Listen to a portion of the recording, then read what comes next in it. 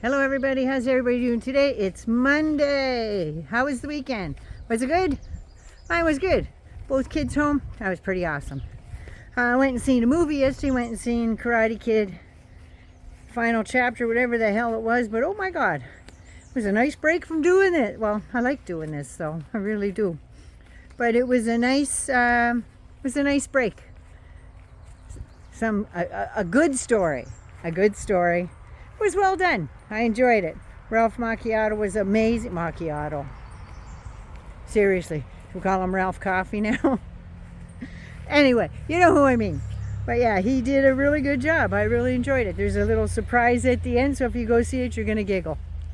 Because I certainly did.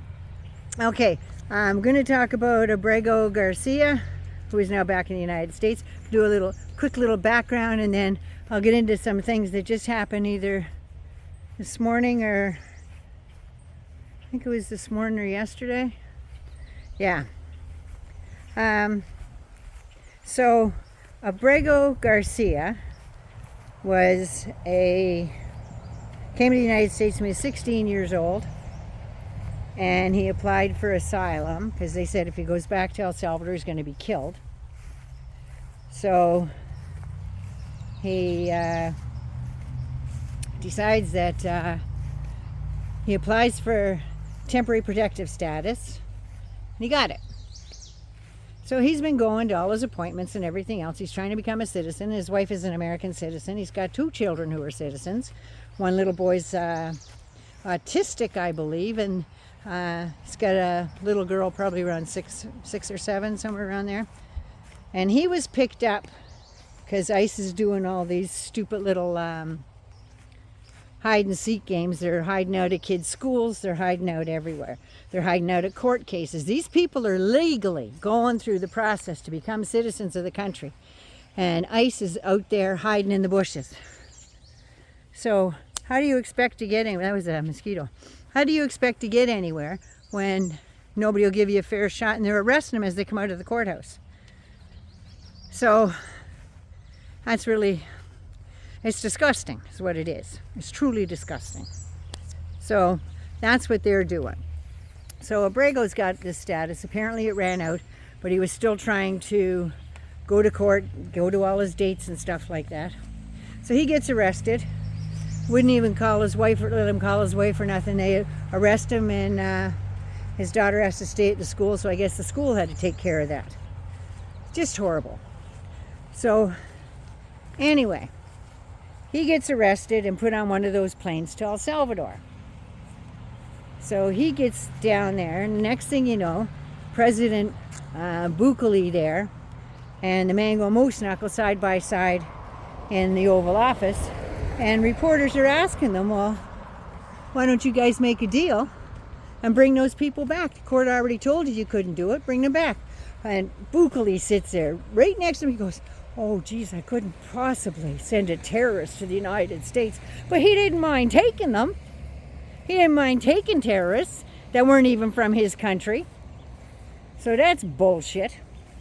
So anyway, this goes on, in and out of the courts and everything else. And he was told by the Mango Moose Knuckle was told by the Supreme Court, you get his ass back here. I don't care how you do it. You facilitate his return. Now, there's a lot of lawyers and a lot of smart people who went to very big universities and stuff in the States. And you would think that they would be able to understand the word facilitate. But apparently, it's out of their purview or whatever. They don't get it. Give them a fucking dictionary. That's what they need. But anyway, I digress. So, all of a sudden, Bondi and all them said, well, he's not coming back here. I don't care what they do. And if they do let him out, he's not welcome back here in the United States. And the goat killer there said, well, I can't do anything about it. It's out of my jurisdiction. Well, you could have done something that afternoon while you were all sitting there patting yourselves on the back. All of those people that you sent down there could have been brought back. Every single one of them. They could have made a deal right there, and I guess Bukele would have to give up his $6 million that Trump paid him, but that's neither here nor there, is it? So anyway, there's that was going on. So after that Oval Office thing, it goes on to all of a sudden Abrego is on his way back to the United States. Now they told the Supreme Court justice, they told the lower courts, oh, we can't get him back now. He's there. We can't get him back. That's out of our hands now. All of a sudden, here's Abrego landing his feet back on American soil.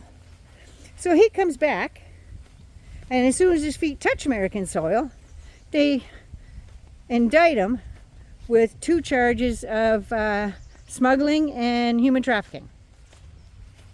Here's where this shit gets super interesting, or more stupid. There was a 13-page indictment, and a grand jury brought this down. So I don't know when they did it. I got some stuff on this paper I got to read for you because I can't remember all the details of that indictment that I read. I read most of it. So it says in part that for decades long, Abrego Garcia has been a full-time smuggler. He's been involved in a big smuggling ring. Full-time smuggler involved in over 100 trips. 100? Ugh. Over 100 trips with, how did they put it? Over 100 trips to transport women, children, and gang-affiliated, you see that too, don't you? Ooh. With gang-affiliated folks in and around the United States. He did not bring them from the Mexican border into the United States. He's been traveling around from pillar to post to construction working sites. Because his boss in Maryland and his union boss have gone to bat for him and said he's a good worker, he's a union member, and we're sticking up for our brother. So that's what he was doing. He was at construction sites down there in the States. He worked in 4 or 5 different states for the same company, up in Maryland. So he's traveling around with these guys. He's in Tennessee, gets pulled over by Tennessee state trooper. Apparently he was speeding. So the state trooper comes by and notices there's some fellas in the car with him. There was 9 of them. So they asked to see, got into his wallet there and his ID and everything. So of course what do? They run it through the data bank, right? I don't know what they call it in the States. So they run it through the data bank, and apparently there was nothing there because he didn't get stopped for anything. And the state trooper beaks off about something. Well, he had $1,400 in his wallet. I think he was getting paid to transport these people. Well, maybe he was just getting paid to work as their boss on the construction site. Is that plausible? I would think it would be. But no, they don't seem to think that. So the state trooper let him go. Now, after all that's done, he's such a bad criminal, right? Over 10 years he's been doing this stuff. Why didn't they arrest him then? But now he's got those indictments. Grand jury said, yeah, there's enough to charge him. All right, fine. They charge him. So they get him back to, he's in jail now. He's not even close to where his family is, I don't think. So what happens is, Abrego, yeah, he had the $1,400 in his wallet, hauling these people for money. That's what the trooper said. He's hauling these people for money. Yeah. But he still let them go on his way.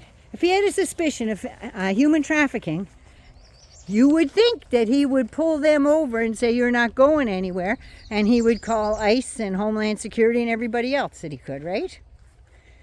Now, apparently, there was an alert of on his ID that should have came up if they did it right, or maybe it wasn't even there and this is bullshit, that apparently there was a gang terrorist alert in his record, but no charges, and ICE wasn't called. Imagine, how is this possible? They can't all be that stupid. They're making shit up. So Karolying Kaboom got the script of the day, and she said Abrego Garcia was never an innocent Maryland man. He was never an innocent father from Maryland. He is an illegal alien terrorist gang member and human trafficker who spent his entire life abusing innocent people, especially women, children, and the most vulnerable. Then why wasn't he arrested? You know, this has been going on for 10 years. He's been in the country. He's 29 now, isn't he? He's been in the country since he was 16.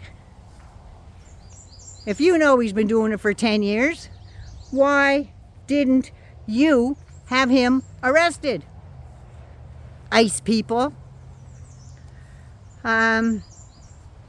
He can now answer for the crimes and meet the full force of the American justice system. And the Democrat lawmakers and the so-called journalists who defend this illegal abuser must immediately apologize to Garcia's victims.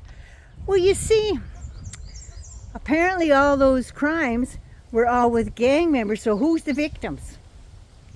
Who's the victims? He was never charged with anything. If you're not charged with anything, you don't have any victims. So what victims is he supposed to apologize for? So, how about, want to talk about apologizing? Karolying? Why don't you apologize for all the lies that you told the American people? Why don't you apologize for that? And all the times that you're sticking up for all the lies that he's telling, it's lies on you too, because you're repeating them. How about when the Mango Moose Knuckle goes and he decides that he's going to apologize and do his time under the justice system of the United States of America and do his penalty for his 34 convictions. 34 convictions. He's found liable of sexual assault. He was found guilty of defrauding the IRS and insurance companies for hundreds of millions of dollars. When's he going to pay the price for his crimes? When's he going to do that? That's what I'd like to know. And Pam Bondi. Miss, he's not welcome back here. When are you going to pay for all the crimes you're committing? You know, you're being investigated for insider trading. That's a crime. Or how about that new 19-page complaint filed against you in the state of Florida for ethics violations? How about that? Where there was 49 lawyers and Vivi's got something on her back. What the hell did she roll in? Oh, God. How about that? 49 judges and lawyers all signed on to this complaint, accusing her of all kinds of ethics violations while she was Attorney General of Florida. Yeah, how about that? When is she going to apologize for that? Or Maggie Trader Green. When's she going to apologize for all the shit she done, all the hurt that she caused people, and using people as friggin' little patsies and stuff and holding them up? When is she going to do that? Bringing people out so she can look better. Lying about all the stuff that she passed. When's she going to apologize for that? And while we're at it, I just want to know if all of a sudden Abrego Garcia can back. I'm telling you, this kid's going to be more famous than Elvis. He really is. But I want them to bring back Andre Hernandez. He was the kid that escaped his country because of the violence and stuff, because he's a gay man living in a friggin' homophobic country that would rather see him dead than see him do their mother's hair. He's a hairdresser. What the hell's his life like while he's in a cell in El Salvador? Bring him back. Bring him back. He's never even committed a crime. His crime is being himself. That's his crime. So there's that. So anyway, Miss Karolying Kaboom there, maybe you should start apologizing to the American people. Nighty Nan loves you all. Be good, be safe. Please take care of you first so you can look after somebody else. We all need a hug. Lord knows we need a hug. Or just a good word. How about That's a nice outfit you got on today. How about something just like that? Just something nice.